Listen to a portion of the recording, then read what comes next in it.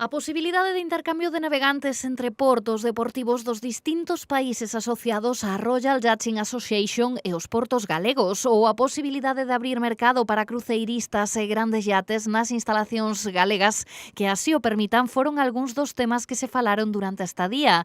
De Sara Treseder, presidenta da Asociación Internacional, que hoxe visitou a Marina de Vilagarcía. Hoy precisamente tenemos aquí a la presidenta de Royal Yachting Association, que es posiblemente la mayor asociación de barcos que hay en el mundo, para darle a conocer que se puede hacer invernadas. Nosotros no nos parece que tenemos un mal clima, y sin embargo si te vas al norte tenemos un clima fantástico. ¿Por qué? Porque tenemos temperaturas suaves y además tenemos otra ventaja enorme, que tenemos unas rías.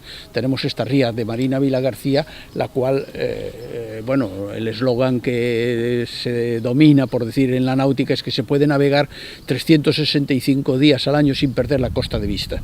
Treseder firmou no libro de honra da Marina de Vilagarcía, onde lle regalaron o escudo da entidade, unha excelente oportunidade para amosar todo o que teñen que ofrecer os portos deportivos galegos a todos aqueles que gusten da náutica.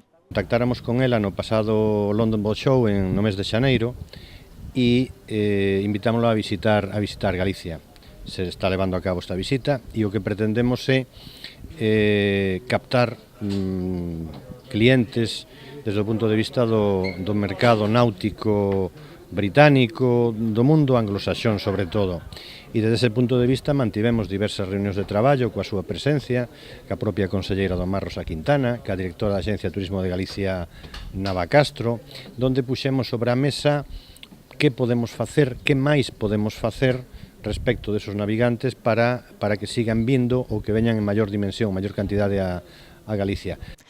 O sector da náutica comeza a despuntar na comunidade despois dos anos da crise. O perfil do usuario deste tipo de instalacións é moi variado. Que navegan con un perfil de entre os 50 55 anos hasta os 70, de un poder adquisitivo importante, que viaxan fora da estacionalidade normal, non? O sea, nós en Galicia necesitamos que todo o ano haxa unha afluencia de clientes, pero aquí a masa crítica é maio, xuno e xulio. Outro dos asuntos que puxeron sobre a mesa neste encontro na comunidade galega foi a importancia da simplificación dos trámites que teñen que cumprimentar os navegantes británicos cando veñen a Galicia, co obxectivo de facilitar a súa navegación.